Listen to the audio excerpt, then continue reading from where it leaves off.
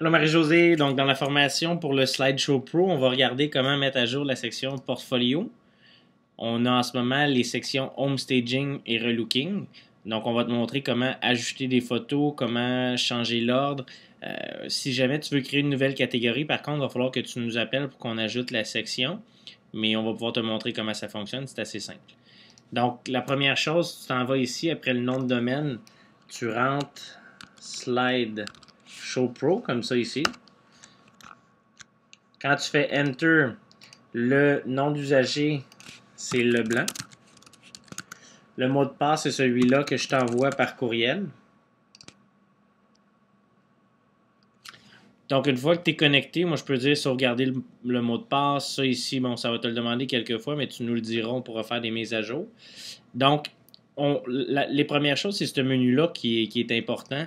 Tu as les albums, qui est en ce moment Home Staging, puis Relooking, que je vais renommer en ce moment Relooking. Ce ne sera pas très très long, juste pour mal faire. Mais ça te montre comment on peut modifier le nom d'un album facilement. Donc, c'est modifié. Donc, j'ai Home Staging. Si je rouvre ton site Internet, qui a au-dessus de 60 photos le avant-après, puis le relooking. Donc, si je m'en viens dans la galerie, tu vois ici, j'ai des actions de la supprimer, d'éditer les tags ou de la mettre on et off. Donc, si je veux la désactiver. Mais ce que je veux faire en ce moment, c'est d'aller dans la galerie directement. La première chose que tu vas voir, c'est des configurations. On aurait pu mettre une description, la date de prise de vue qu'on a pris, etc. Mais en ce moment, on ne s'en soucie pas. Tu peux changer aussi l'aperçu de l'album, mais ça, c'est à titre indicatif dans le système Slideshow Pro. Donc, si tu viens ici, tu vois le bouton Contenu. On va pouvoir éditer le contenu de l'album. Une fois que je suis dans le système, je peux modifier les petits thumbnails pour les voir plus gros.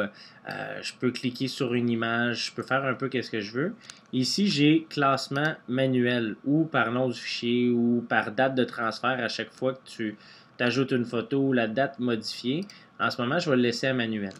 Pourquoi manuel? C'est que tu peux décider, supposons que tu veux faire par pièce les avant-après, puis je veux jumeler par exemple une entrée avec une entrée. Donc pour nous, c'est aussi simple que ça.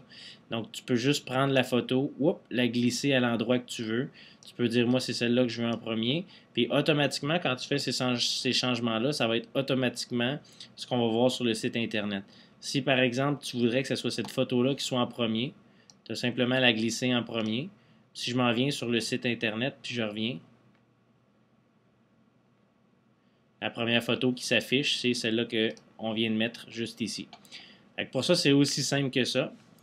On a la possibilité de modifier une image. Si je clique une fois dessus, tu vas voir le menu qui est juste ici.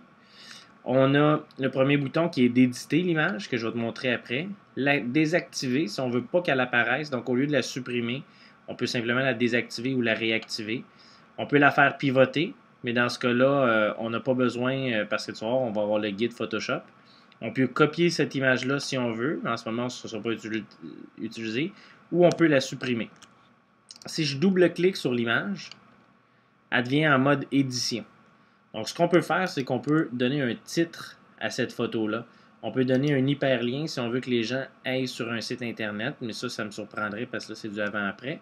On peut donner une description complète, donc on pourrait faire apparaître titre et description sur cette photo-là qui apparaîtrait en haut, par exemple, juste ici, qui aurait une description du projet.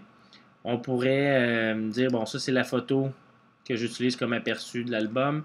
Puis, je pourrais mettre des tags marketing, ça, par exemple, client, Adami, pour te retrouver, toi, à l'interne.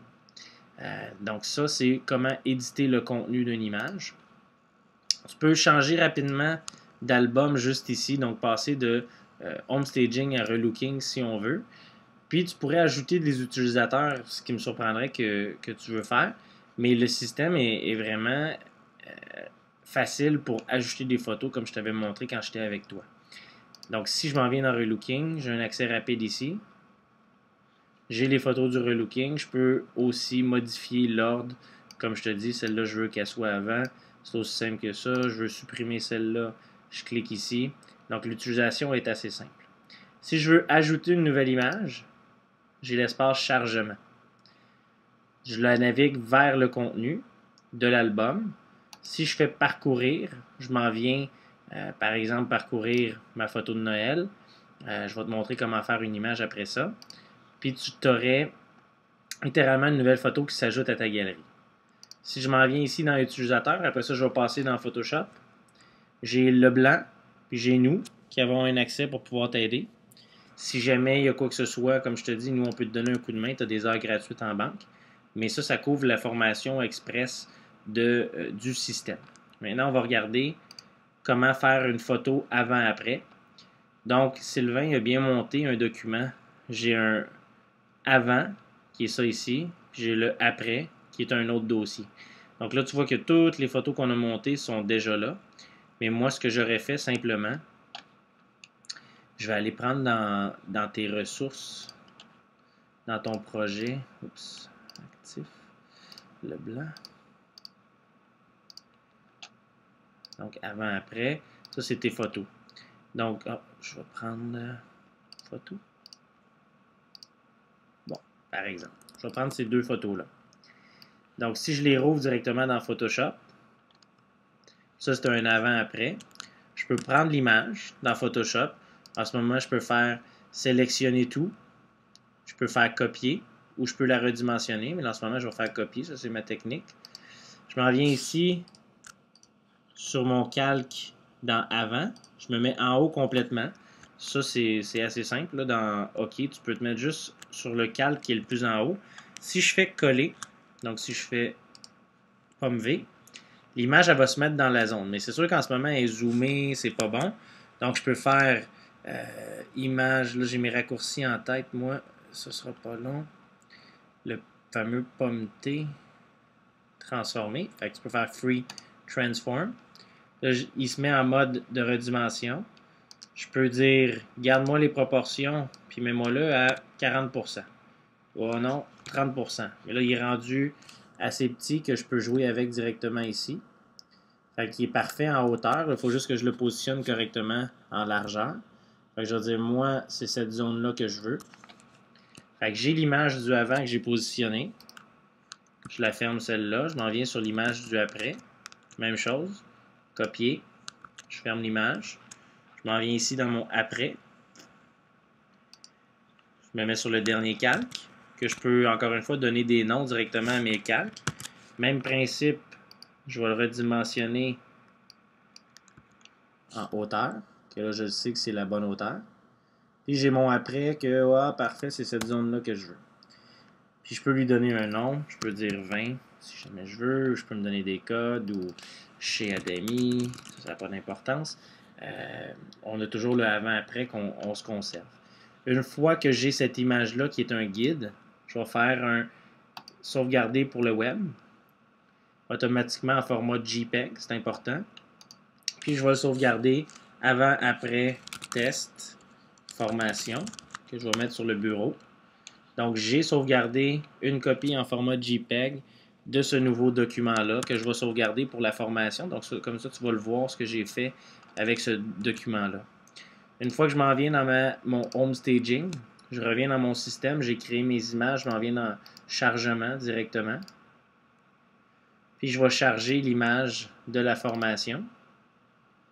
Je dis parfait, je suis prêt, charge-la sur le site internet. Aussitôt que l'image est chargée, elle va se mettre en tout dernier. Donc avant, après, test, formation est ici.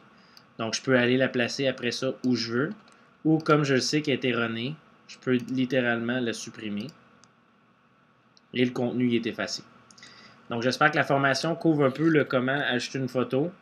On a le Photoshop qui est super simple, que le document que je vais t'envoyer, c'est le fameux avant-après que tu vas avoir dans le courriel. Tu as la formation qui couvre pas mal tous les points pour ajouter l'avant-après. Puis comme je te dis, si tu as des questions, tu peux nous appeler. Sinon, si jamais tu as besoin d'aide, comme je t'ai dit, tu as des heures gratuites que tu peux utiliser pour qu'on te donne un coup de main. Donc si tu as à les faire, tu veux pas, si tu n'as pas le temps, ça va nous faire plaisir de le faire pour toi. Donc merci, bye bye.